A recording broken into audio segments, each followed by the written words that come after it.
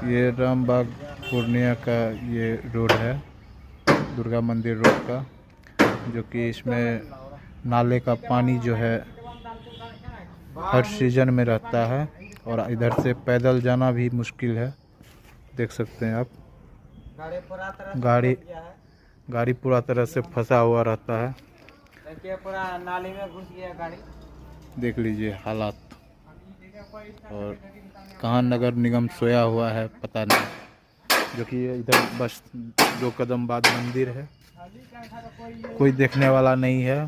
पूरे सड़क पे पानी लगा हुआ रहता है हर वक्त। देख सकते हैं इधर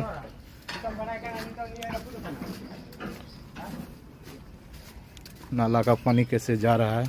पूरे मोहल्ला बाधित है, कोई आना जाना मुश्किल है सभी को।